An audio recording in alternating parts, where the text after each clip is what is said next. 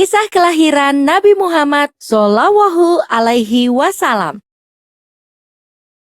Mekah yang semula hanya ditinggali oleh Hajar dan Nabi Ismail, seiring dengan berjalannya waktu, berubah menjadi sebuah negeri yang besar. Berkat doa Nabi Ibrahim, negeri itu sungguh mendapatkan berkah dari Allah. Masyarakatnya hidup dalam kecukupan dan sejahtera. Beribu-ribu tahun kemudian, Mekah berubah menjadi negeri yang sangat kejam. Sebagian besar masyarakatnya mulai melupakan ajaran agama yang benar dan berganti menyembah berhala-berhala yang mereka ciptakan sendiri. Di antaranya adalah Saman, Watan, Nusyun, dan masih banyak lainnya. Semua itu adalah Tuhan yang mereka ciptakan dari batu, kayu, ataupun logam.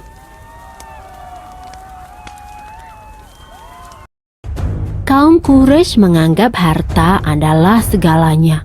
Bagi yang memiliki harta paling banyak, dialah yang akan menjadi pemimpin. Demi mencapai kehormatan dan kedudukan, mereka menghalalkan segala cara. Karena itu pula, mereka seringkali terlibat dalam perselisihan dan kadang-kadang menimbulkan perang antar saudara. Bukan hanya Tuhan mereka saja yang berubah, sifat dan perilaku masyarakatnya pun juga berubah. Kaum Quraisy yang secara turun-menurun menguasai Mekah dan Ka'bah mulai membentuk kelompok masing-masing. Mereka sangat berkuasa dan kaya raya. Namun kekayaan itu mereka dapatkan dengan cara yang tidak halal. Merampok, memeras rakyat kecil, berjudi, curang dalam berdagang, dan perbudakan yang sangat kejam. Zaman di mana kaum Quraisy hidup dengan cara yang kejam disebut zaman jahiliyah. Pada zaman itu, ada seorang wanita soleh bernama Aminah. Suaminya bernama Abdullah.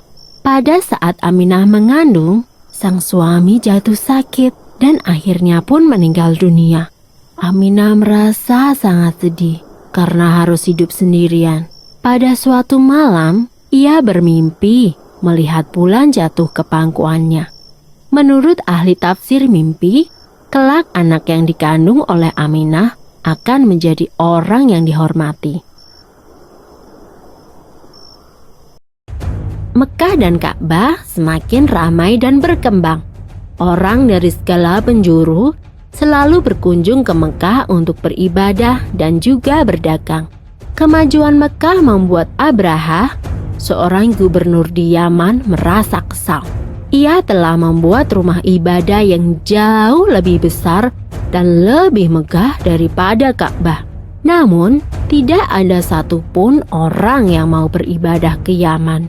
Abraha lalu memerintahkan agar semua pasukannya bersiap-siap. Mereka akan menyerang Mekah dan menghancurkan Ka'bah. Abraha dan pasukan bergajahnya menyerbu Mekah dengan penuh kesombongan. Ketika ia akan menghancurkan Ka'bah, tiba-tiba datang ribuan burung ababil. Burung-burung itu membawa batu-batu berapi dari neraka. Kemudian, batu-batu itu dilemparkan ke arah pasukan gajah Abraha. Dalam sekejap mata, pasukan Abraha berhasil dikalahkan dan Ka'bah pun dapat diselamatkan. Tahun itu kemudian disebut dengan Tahun Gajah.